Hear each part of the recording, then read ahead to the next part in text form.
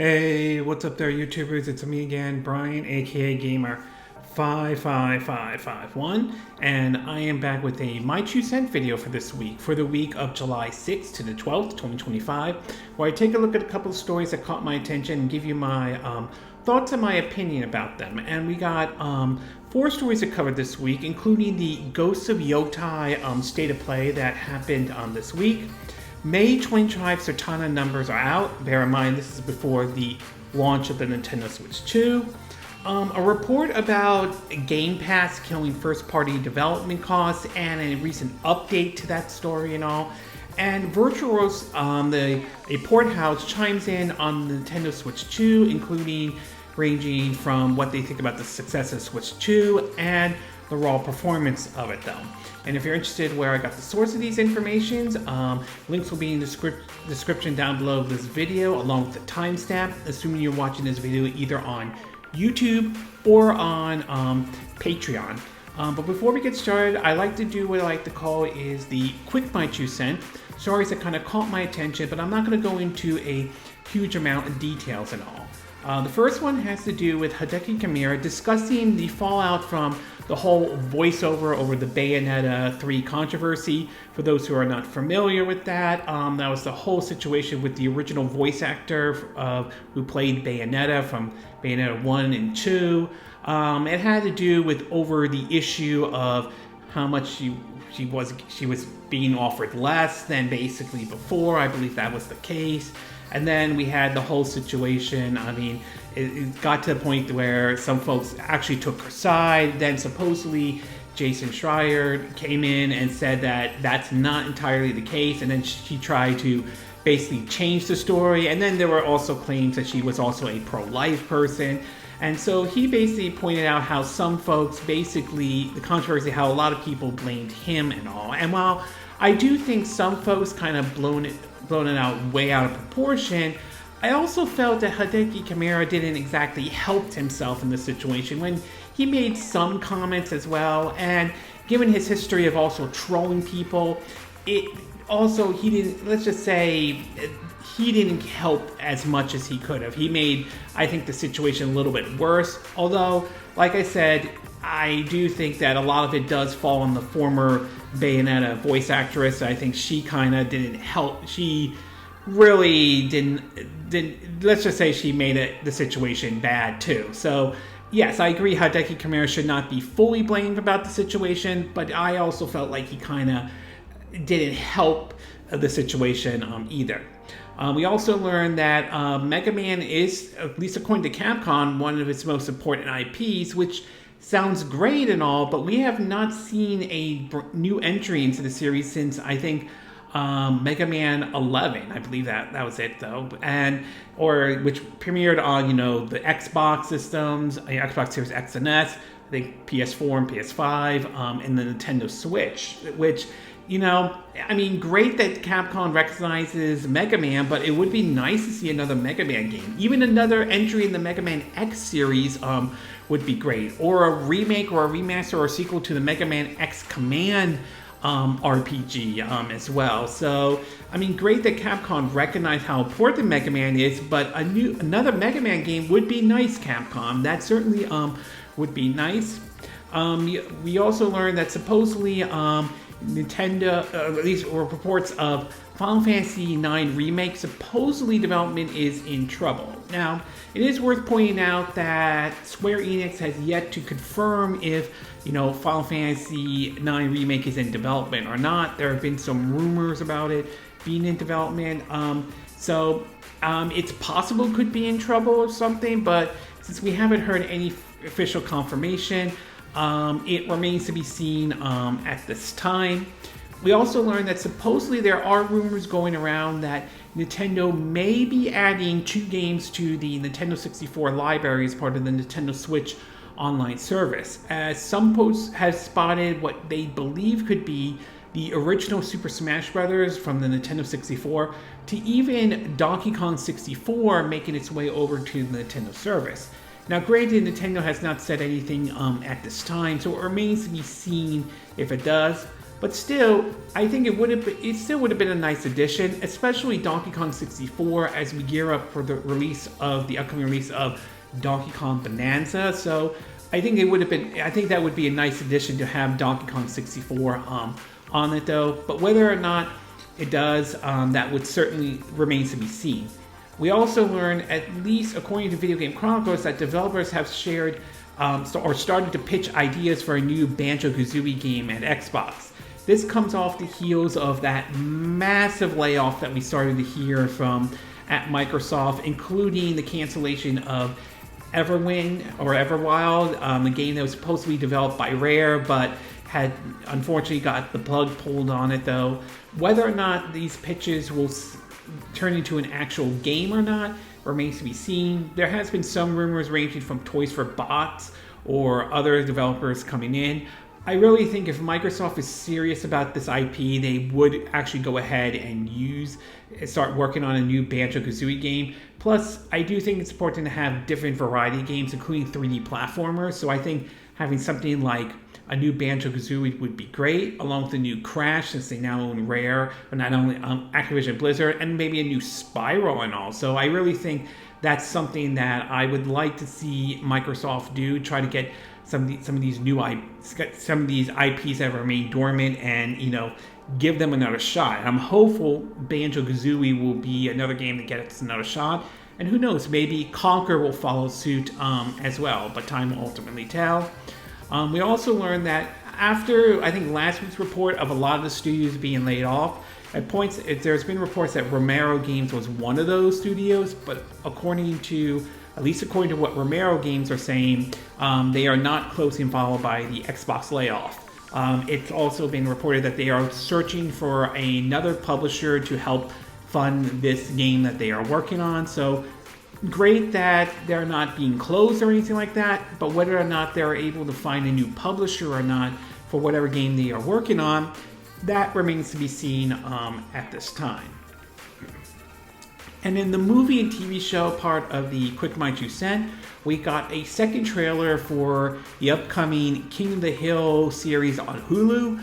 I will say it is going to be very interesting to see how this new series starts though. I like some of the ideas that they're doing, including Hank Hill retiring, still getting up early, to Bobby working at this this Japanese restaurant of some sort. So it's going to be kind of interesting to see how this all plays out indeed and all. And I'm definitely looking forward to this new take on the King of the Hill series with an older, retired Hank Hill, Peggy Hill, and a Bobby Hill who's in his 20s and all. So certainly looking forward to that one. We also learned that there are rumors reporting that Shadow the Hedgehog spinoff is in development at Paramount, which I wouldn't be surprised if this turned out to be true and all, given the box office success that Sonic the Hedgehog 3 did last year, combined with the fact that a lot of people did like Keanu Reeves voicing Shadow the Hedgehog and how he was portrayed in Sonic the Hedgehog 3. Now, how Paramount would approach this, assuming this rumor is true, remains to be seen. It's unclear if it's going to be Shadow's going to have its own movie, or if he's going to do something like what we saw with the Knuckles series on Paramount Plus. So it remains to be seen if that's the case. There has been some ideas floating around about the idea of a second season of Knuckles, but with Shadow in it. So we'll have to wait and see, though. I'm open to the idea, but whatever direction Paramount goes, that's going to be interesting to see what direction they decide to go with this Shadow the Hedgehog spinoff. We also learned that supposedly Nintendo is experimenting on new, basically new projects other than the Mario and Zelda, which we know Mario had its own movie, which did extremely well at the box office. We know there's a live-action Zelda series, Zelda movie in the works. Whether it becomes a success or not remains to be seen. I'm still mixed on the idea of a live-action Zelda series, but we'll have to wait until we start seeing the first trailer, the synopsis, the story, to see how well it does. But the idea that other movie projects could be in the works certainly is interesting. Maybe a Kid Icarus or Star Fox. Maybe that could work. Maybe one on Punch-Out, maybe take place in the same universe as, the Super Mario Brothers movie took place, though. Maybe the possibility of a Luigi's Mansion, maybe something on Kirby. So the potential is definitely there, and given the success the Super Mario Brothers movie did, it definitely opens the door to a lot of these other IPs that Nintendo has that could be turned into a movie, or even a TV show for the matter. I remember Kirby had his with Kirby Right Back at Ya. I think F-Zero had one as well. So the possibility is certainly there. It's just whether they execute it correctly or not, that remains to be seen. So I do have some hope for it, though. I do think after what we saw of the Super Mario Brothers movie, I do have some hope and some that I think they'll do it very well. But time will ultimately tell whether that happens or not. We also learned that James Gunn has responded to some of the backlash that has come out with the upcoming Superman movie at this time. A lot of this has to do with, let's just say, I know this is going to be political for some folks out there, a bunch of right-wingers, including Fox News, making a big deal over the fact about Superman being an immigrant and all, which is laughable at its best, considering the fact that Superman is an immigrant. He's not from Earth. He's from the planet Krypton that was destroyed and all, and he came to Earth. So this whole immigration backlash is absolutely ridiculous and dumb, especially those who are going as far as playing the unnecessary woke card over this. And it's just absolutely the most idiotic thing I have heard. It's not the only idiotic things I've heard from the right before. There are plenty of stuff the right has mentioned that is idiotic, though, but this definitely adds to it as well. And the fact that it's coming from Fox News gives me more reasons why I think it's absolutely ridiculous.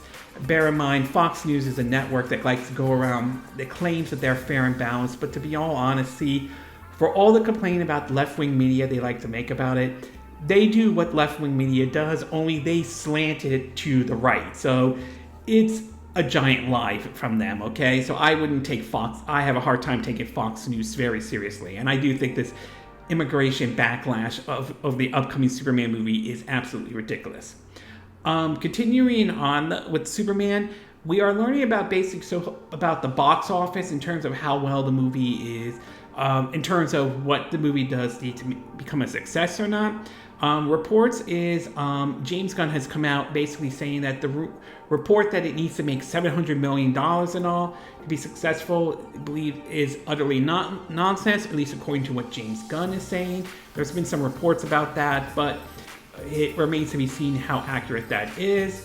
To basically box office projections, which has it around, at least according to what some are saying, like around the 200 million over the weekend and all. Right now, it is believed to be the film has made, at least from what at least that's been tossed around, it made 22 million so far from, its premiere and everything. How well it does over the weekend remains to be seen. We will have to wait to see how well it does, especially with, Jurassic World Rebirth supposedly doing very well at the box office too. So we'll see what happens with this one. Right now, the reviews seem to be very positive, and so far it seems to be getting a good response from Rotten Tomato, which on one hand can be very encouraging in terms of bringing people to see the movie, but on the other hand, at the same time, we've seen movies and TV shows that have gotten positive reviews from Rotten Tomato, but just because it gets a positive review doesn't automatically guarantee it's going to be a success at the box office, and we've seen that before. On the other hand, we've seen movies that have gotten the rotten from Rotten Tomato, but yet despite that didn't stop it from doing well at the box office. So, I mean, again, it's encouraging news, but we'll have to wait and see how everything plays out over the weekends, and that will give us a good idea of how much legs the Superman movie has, and whether this could be the start of this new DC cinematic universe being started by James Gunn and all. Okay, with the quick My 2 cent part done, along with the movie and TV show part, we'll get started with our first story, and this one has to do with comments made by Virtuos that are talking about in regards of the Nintendo Switch 2 and all. Now, Virtuos should be a name similar to those who basically own like a Switch 1 or even some of the games other companies here or there. They are known to be a port house that port over several games to the Nintendo Switch when the first Switch came out. Some games they did well, others were questionable to say the least, like the port of The Outer Worlds, which showed that although they were able to port that game over to Switch 1, it was pretty clear there were some serious limitations to that game, to be exact.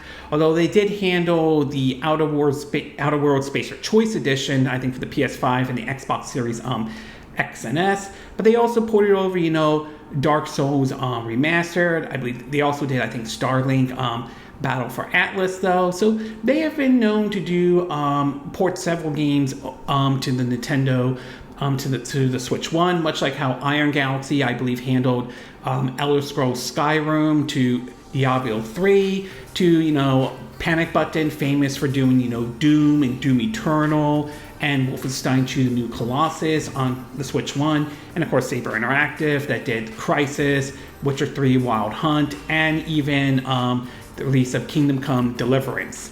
Recently, Virtuos chimed in on the Switch 2 and everything, and judging by some of their comments, they seem to be, at the very least, all in terms of either, making or porting games over to the Switch 2 and all. And some of the comments they mentioned, the interview is on WCCF Tech, but there have been some comments about basically in terms of the system and basically about the Switch 2's raw power. In regards of the system, they believe, at least according to them, that they think that the Switch 2 can surpass the original system and all. This comes from a comment from Ian O'Gary, the technical director of Virtuos subsidiary Black Shamrock. The comment, at least from Nintendo Life, is he believes the growth in the handheld market right now, thanks to devices like the original Switch and Steam Deck, will help the Switch 2's success, and it could feed off this growing demand for gaming on the go with a combination of indie games, indie gems, Nintendo exclusive, and now AAA titles. He basically had to say, quote, Nintendo has a huge pool of loyal fans, but alongside that, the handheld gaming market is growing right now. I think we will see the Switch 2 surpass its predecessor. Virtuos' North American Director of Business Development added to this, highlighting how the strong brand and proven success of the original Switch 2 system with the 2 attached to the name should make the value of the new device immediately clear compared to certain other Nintendo systems of the past. He said, although nobody probably fully expected the Switch 2 will become the fastest selling console of all times. Right now, they're going to Nintendo. The system has sold 3.5 million units worldwide. There were rumors about it possibly selling 5 million, but that turned out to be false, although some are saying that number could be higher, but we'll have to wait and see. They said, anyway, continuing on, he's saying that Virtuos still has high expectations, saying, quote, the Switch 2 is the most aerated, I apologize for not saying that incorrectly, console Nintendo has launched in quite some time, dating back to the transformation from NES to Super NES. No Nintendo console has ever had a 2 in its name. Now, whether or not the Switch 2 will be a huge success or not, that remains to be seen, and some of that will be how Nintendo plays their cards and all. Obviously, the Switch 2 is off to a great success right now, but it's going to be interesting to see how well Nintendo navigates the Switch 2 in the long run, especially when you take into and factor in the whole economic uncertainties and the tariff situation. So it remains to be seen, but there's no doubt the Switch 2 is off to a great start. It'll be interesting to see if Virtuos is correct, that it surpasses, the Switch 1, which became a huge success for Nintendo, make no mistake about it. Continuing on into the power, the raw power, this has been back and forth in terms of just how powerful the Switch 2 is. We know that the Switch 2 is powered by the T239 chip from NVIDIA. We know it uses DLSS, but what version of DLSS? From what I understand, that's kind of been debatable. Some point to DLSS 3.0. Others are pointing to claiming that this is a custom-made DLSS with Nintendo's input on it, though, so which would be interesting if that is true. But in either case, there have been some speculations of how powerful the system might be, and some of it stems from. And recently, we had Koei Techno chime in saying that it's closer or around the Xbox Series S. But now Virtuos has came in, and they, according to them, that's, I would say, not 100% true, but not completely wrong either. Anyway, continuing on from another article from Nintendo Life, there was a question asked by VCCF Tech, and the question asked, quote, in terms of raw console performance, do you agree that the Switch 2 is closer to the Xbox Series S than it is to the PS4, making it easier for developers to port their current games to the hardware? This is what Virtuos had to say. Quote, GPU-wise, the Switch 2 performance performs slightly below the Series S. This difference is most noticeable in handheld mode. However, the Series S does not support technology like DLSS, which the Switch 2 does. This makes the GPU capable of two consoles comparable overall. CPU-wise, there is a clear distance between the two consoles. The Switch 2 is closer to the PS4 in this retrospect, having a CPU just a bit more powerful than the PS4. Since most games tend to be more GPU bound than CPU bound when well optimized, the impact of this difference largely depends on the specific game and the target frame rate. Any game shipped at 60 FPS on the Series S should easily port to the Switch 2. Likewise, a 30 FPS Series S game that's GPU bound should also port well. Games with complex physical animation or other CPU-intensive element might incur additional challenges in reaching 30 or 60 FPS or require extra optimization during porting. So it's certainly kind of interesting in terms of what Virtual is saying. They're saying it performs slightly below the Series S, but the DLSS sounds like that does make up for it though, and it does sound like it's more closer to some degree to the PS4, which again, if assuming what Virtuos is saying is correct, is kind of interesting that considering we got a port of Cyberpunk 2077, which even for a game that was ported to the PS4 and Xbox One, which were poorly optimized at the time, that game ran pretty well on the Switch 2 with the DLSS and for something close to a PS4, and that's very impressive indeed. Now it still is going to be interesting to see how developers will handle in terms of bringing their games over to the Switch 2. And if what Virtuos is saying is correct, it does sound like if you can hit 60 FPS on the Series S, you could probably bring that over to the Switch 2, or if it's a 30 FPS Series S game, that should also be able to port over to the Switch 2, if what I'm reading this correctly and what Virtuos is saying, which definitely does sound like that's certainly good indeed.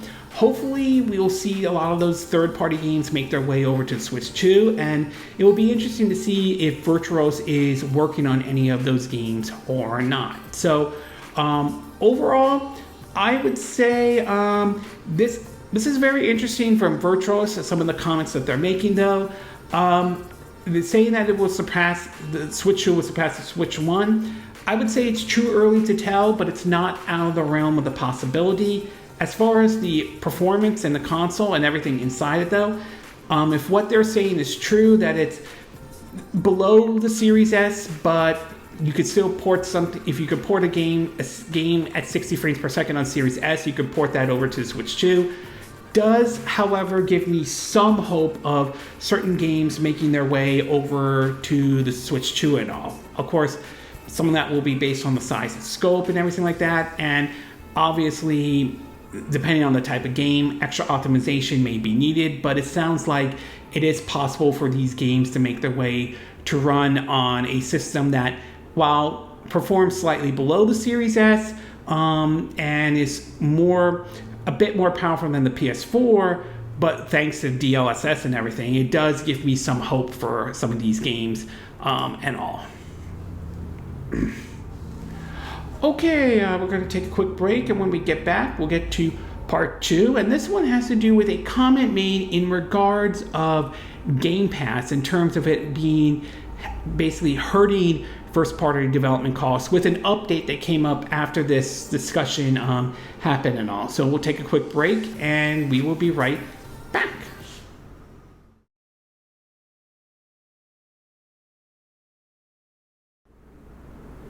Okay, and we are back with part 2 of my 2 cent video, and for this one, we're going to be taking a look at sort of a comment that was made in regards of Game Pass. Now, there has been some debates over whether or not Game Pass is good or bad, or whether it's profitable or not, and I would say the results have been sort of, I believe, kind of mixed to a certain degree.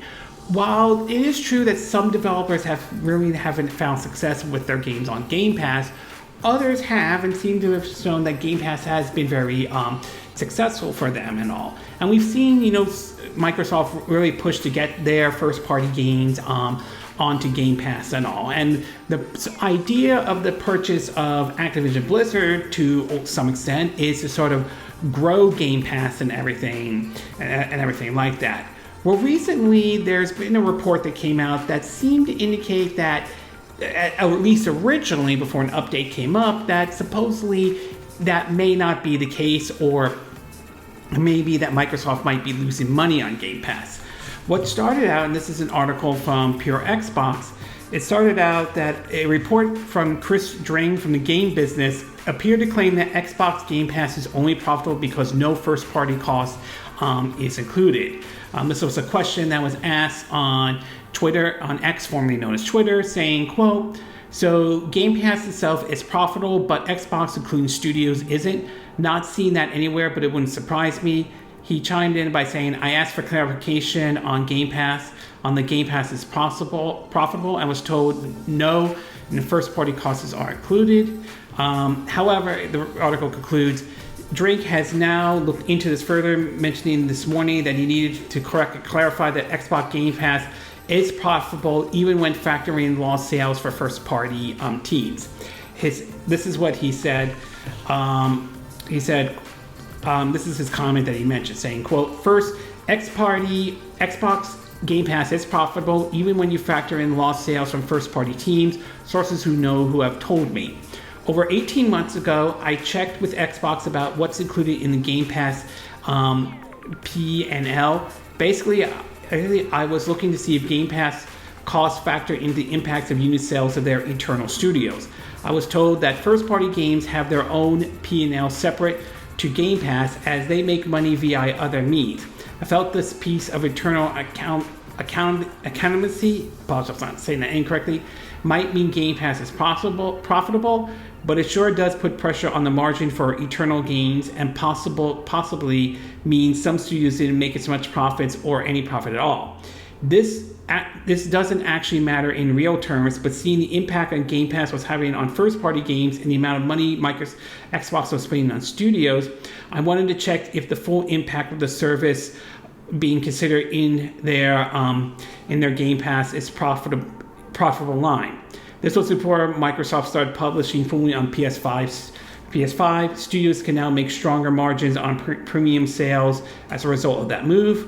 But regardless to all, sources have reached out and tell me that even when you include lost revenues associated with first-party games, not unit sales, but microtransaction, Game Pass is still profitable. So yeah, that's great. The article reads that, quote, "So this doesn't put the debate to bed about whether Game Pass is good or bad for the industry, but it does seem to suggest that Game Pass, Microsoft is doing pretty well, or at least well enough out of Game Pass right now." So at least if I'm reading this correctly, or at least is what we are hearing, it does sound like that. It does seem to indicate that Game Pass is profitable for companies like for Microsoft and everything like that.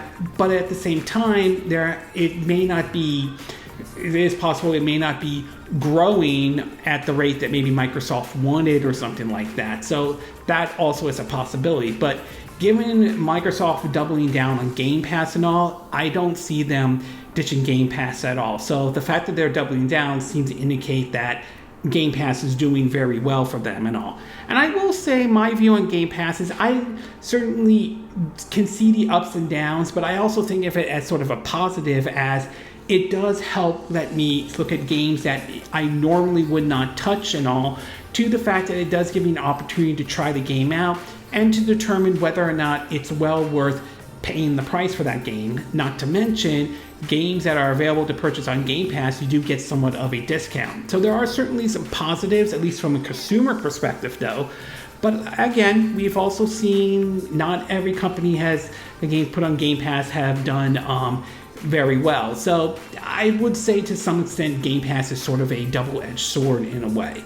Either way, it does seem to indicate that Microsoft, doesn't sound like Microsoft will be abandoning Game Pass anytime soon.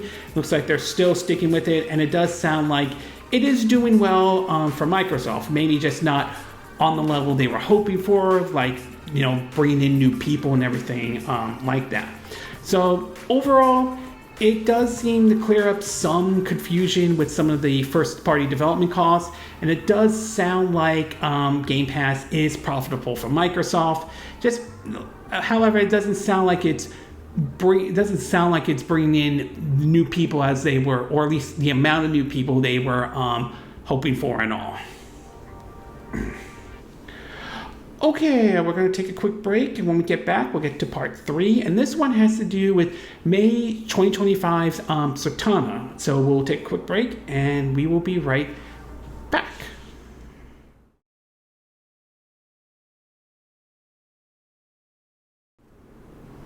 Okay, and we are back with part 3 of my 2 cent video, and for this one, we're going to be taking a look at the May 2025 Circana numbers out. Now, it is worth pointing out that this is before the Nintendo Switch 2 had eventually launched in June, or, you know, last month and everything like that. And I will say it's going to be very interesting to see what the Circana numbers, or at least what the report from Circana talks about in terms of how well the Switch 2 did, in terms of not only how well the system sold, but of course some of the games and all. But for now, we do have one for May, and it is kind of interesting to see how some games are doing, and it does seem to indicate that regardless of what your view about Microsoft's decision to take this third-party approach and all, it seems, at least according to what the Circana numbers are showing, it seems to be paying off. Yes, it is a controversial decision, I get that. Some don't like this approach, others are okay with it, but regardless of what it may be, it doesn't seem to stop Microsoft from doing it and all. Anyway, this is from Game Dev Report though, and it has a report on terms of a lot of the systems and everything like that. It said that the US gaming market generated $4.052 billion, 1% higher than last year. It said that game sales increased by 2% from $3.664 billion in May of 2024 to $3.726 billion in May of 2025. Most of the growth came from non-mobile subscription, which grew 29% year on year. They point out that, quote that hardware sale dropped 13% year on year from 197 million to 172 million. Nintendo Switch had not launched yet this month, that's true. The original Nintendo Switch sale fell 44% year on year. PS5 sales rose 3%. Xbox Series X and X sales declined 30%. The Nintendo Switch sales falling 44%. I would say I'm not completely shocked, as a lot of folks were gearing up for when the Switch 2 is about to come out and all. Xbox Series X and S declining at 30%. You know, again, I know that it's not the only thing in terms of this is an Xbox approach and everything, but I do question some of the decisions being made and everything like that. Anyway, continuing on, it says that PS5 remains to be the clear leader of both units and dollar sales. They point out that accessory sales dropped 6% from 165 million to 154 million. DualSense is the best-selling accessory. US gamers spent $0.6 billion on subscriptions in May 2025, an all-time high. Subscriptions have been growing for 3 consecutive months. Matt Piscatella suggests this may be tied to rising prices in the US, and US wanting more value for their money. So Obviously, these subscription services like Gamepass, as I mentioned before, it seems to be doing very well and everything.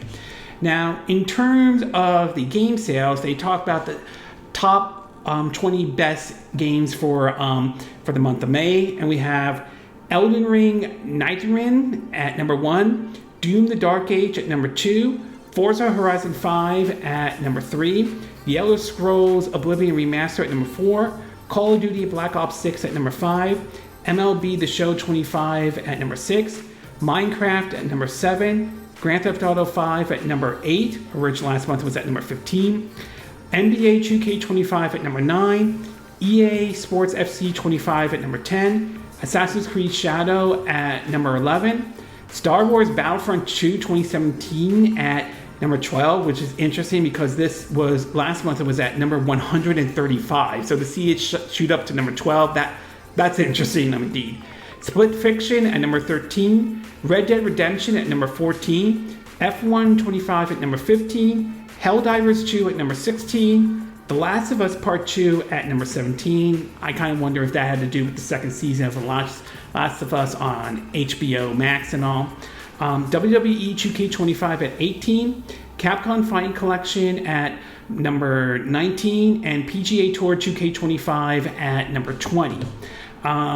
Over at basically on the year to date, they have Monster Hunter Wilds at number 1, Elder Scrolls Oblivion Remastered at number 2, Assassin's Creed Shadow at number 3, Call of Duty Black Ops 6 at number 4, MLB The Show 25 at number 5, Kingdom Come Deliverance 2 at number 6, WWE 2K25 at number 7, Split Fiction at number 8, NBA 2K25 at number 9, Civilization, or the new Civilization game, let's just say, at number 10, Elden Ring Nightingale at number 11, Forza Horizon 5 at number 12, Minecraft at number 13, PGA Tour 2K25 at number 14, Grand Theft Auto 5 at number 15, Doom the Dark Age at number 16, EA Sports FC 25 at number 17, Red Dead Redemption 2 at number 18, Madden NFL 25 at number 19, and Marvel Spider-Man 2 at number 20.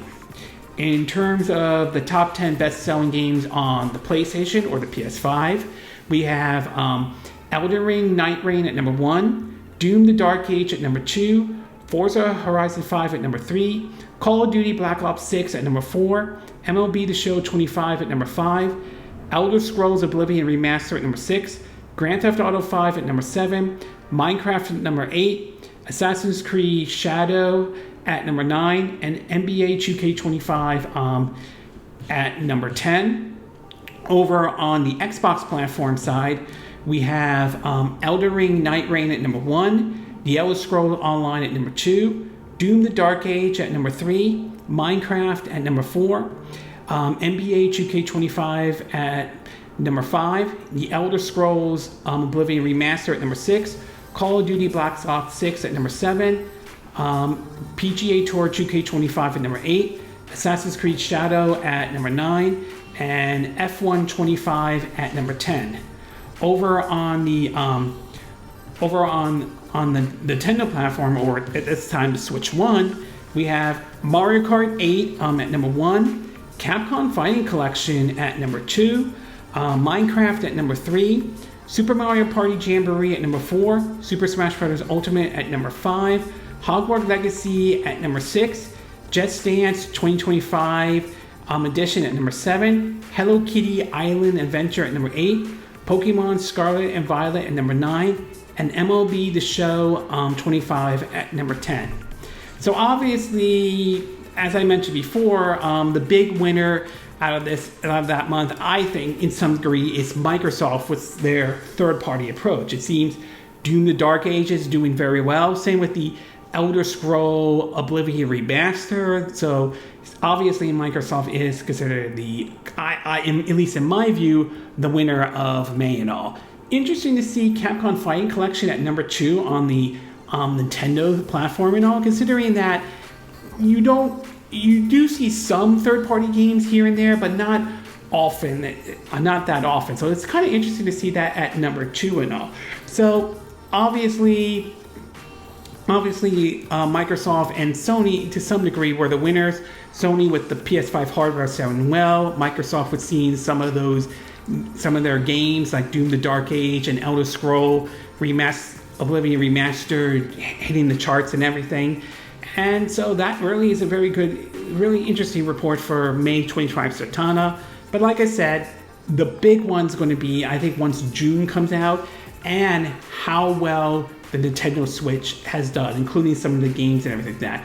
I am very curious to see where some of these games stand. It will be very interesting to see how well they do and all, and it's going to be interesting to see how well the Switch 2 does, though. We know that, at least according to Nintendo, it sold a little over, I think, 3.5 million, but hopefully we'll get an updated number soon on that. So either way, though, very interesting numbers from Circana numbers for May 2025. So overall, I would say, like I said before, interesting numbers indeed. I do think that obviously Microsoft and Sony had a very good May and all.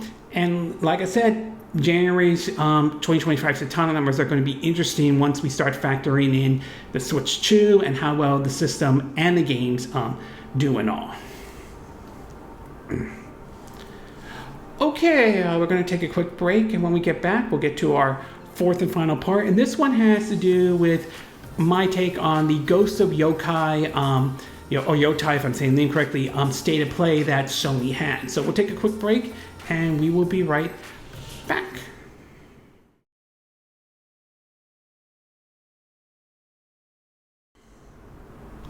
Okay, and we are back with our fourth and final part of our My 2 Cent video, and for this one, we'll be taking a look at the Ghost of Yotei, if I'm saying the name correctly, state of play that happened this week. Now, if there's one criticism I would give for Sony is that it's been questionable in terms of their first-party output.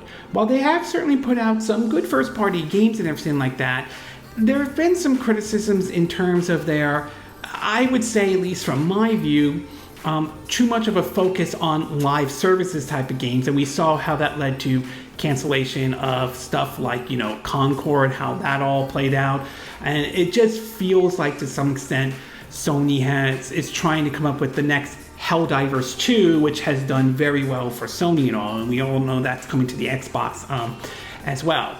However, that's not to say their first-party games have been complete trash or anything like that, and there's been some good ones though.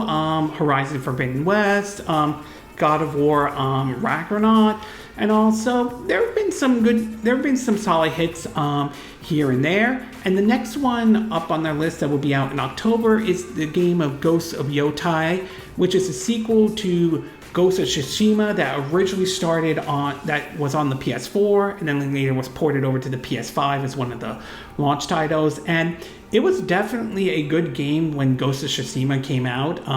Very interesting Sucker Punch's take on, I think around the time of feudal Japan and everything, and the samurai setting, and also it was a very interesting game, and one I would recommend if you have like either the PS4 or the PS5 for that matter. And seeing this one acting, I believe is a sequel and all, I was very curious to see much about this game. And they did have a state of play, which was around 20 minutes and all, and I would say I'm definitely hyped and looking forward to this game to play on my PS5 and all.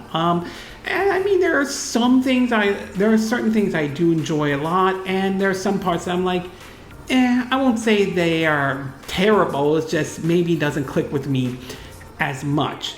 So I'm going to break it down into what I like and what I didn't like, mixed or not 100% sure about.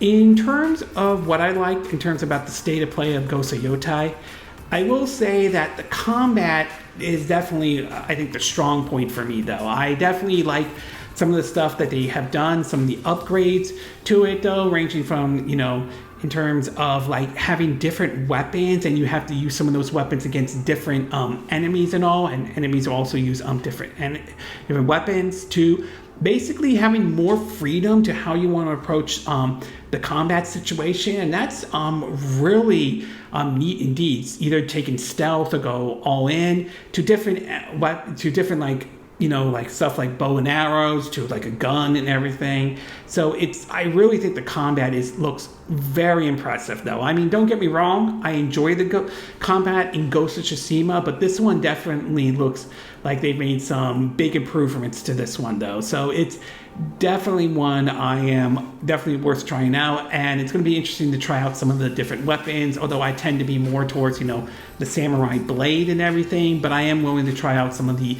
other stuff as there. And of course, some of the gameplay mechanics looks very interesting in terms of, that where you're cooking like in a fire and everything, and you can have ally some of these folks to, you can meet them and they can help you grow your character and all. So certainly the combat definitely is very strong in this one, and it's one I'm going to be keeping an eye out as well. The other part is the open world part, and I will say the open world part, in my view, looks fun and everything. I do like some of the stuff that they have done. It looks like there's definitely more exploration in here, but there's also one they have looks like a spyglass or something they can use, so you can sort of see stuff in the distance and maybe mark it on your map and go over there, which kind of reminds me a little bit of the kind of stuff you saw in either, Breath of the Wild or Tears of the Kingdom. And I'm very curious to see if there's certain elements of that making it into Ghost of Yotei. Don't get me wrong, I'm not expecting Ghost of Yotei to be an outright copy of Breath of the Wild and Tears of the Kingdom. I'm not going that far or anything like that, but I am curious to see if there's some elements that make their way into it. But in either case though, the open world part definitely does seem to be fun, along with the combat, and it's definitely one I'm going to be keeping an eye out indeed on that part.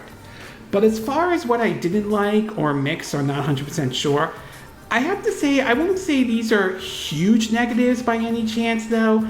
It's just I'm sort of like, at least in my view though.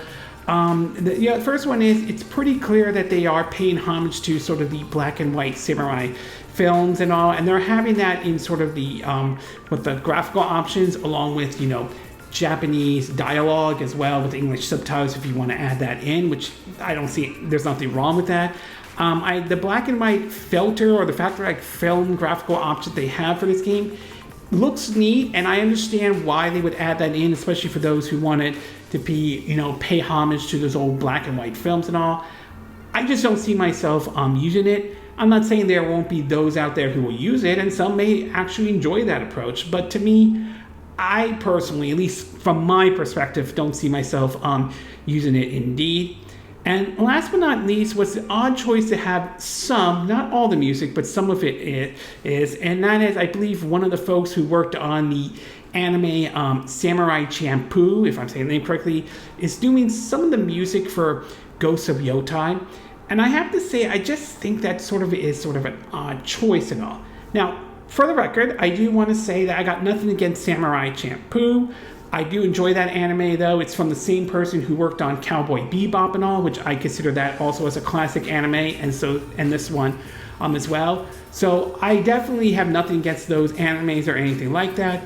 I just think it's an odd choice to go with having some of the music from the folks who worked on Samurai Champloo to work on this, considering the original Ghost of Tsushima had, old, traditional Japanese music in this game. So to see that one, to see something like this in basically Ghost of Yotei, I personally think it's odd.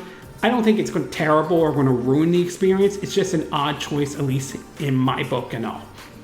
But in either case, though, despite some of the odd things in here and everything, I will say I'm still looking forward to this game. I think what they showed was very impressive indeed, though. I'm sure there's more to Ghost of Yotei that we don't know about, but based on what was shown during the 20-minute state of play, definitely was very impressive, and it's definitely one game I'm going to be keeping an eye out when it comes out in October this year and everything, barring any last-minute delay and all. So definitely one I'm keeping an eye out for indeed. I thought this was a good state of play from them and everything like that. I will say, while I was mixed on the graphical option and the idea of using music from the folks who did the anime, which I enjoyed though, Samurai Champloo, if I'm saying the name correctly though, I will say the open world and the combat part was definitely the big selling point. And so this is one game I'll be keeping an eye out when it comes out in October, indeed. So overall, I did enjoy this special state of play, and Ghost of Yotei is definitely on my radar for fall 2025, barring any last minute delay or anything that pops up and all.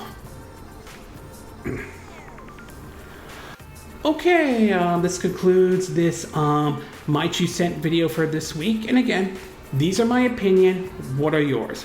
What are your thoughts about Virtuos' comments on the Switch 2 though? Do you think they're correct in saying that the Switch 2 will surpass the Switch 1? Do you think they were correct in terms of the raw power that the Switch 2 is capable of, being slightly below an Xbox Series S, but it has DLSS that the Series S doesn't have, to it being somewhat slightly above the PS4 to a certain degree? What are your thoughts about this comment made in regards of Game Pass though? Do you think Game Pass is profitable? Do you think Game Pass is still good in any way? And do you think Microsoft will continue to stick with Game Pass for a while? What are your thoughts about the May Circana 2025 numbers and all? Do you think these numbers were impressive? Do you think it just reinforces the argument that Microsoft taking this third-party approach to some extent is working for them in any way? Were you surprised to see PS5 being the best-selling system for May? And do you think, though, what do you expect for the Switch 2 once June's 2025 Circana numbers come out? Do you think the Switch 2 system will do well when those numbers comes out, or any of the games for the Switch 2 by any chance? And finally, what are your thoughts about the state of play focusing on Ghost of Yotei? Do you think did that sell you on Ghost of Yotei in any way? Do you think it will be an improvement in Ghost of Tsushima? Were there parts about the state of play that you liked or did you hate by any chance? Do you agree with what I said in this video? Do you disagree? Do you have a difference of opinion? As always, sound off in the comment section below. Let me know what you think. And if you do like this video, I hope you hit the like button. I would appreciate it. And I hope you do subscribe to my YouTube channel. If you do, make sure you hit the bell icon for notifications of any videos I put up. Also, feel free to share this video if you want to, and feel free to donate to my channel if you like. You can do it through PayPal Me, Patreon, or Steam Labs. Links will be in the description of this video, assuming you're watching this either on YouTube or Patreon. And I will see you again next time when I do another video. Hopefully that'll be soon. Until then, from Southern California, I wish you all a good day then. Bye.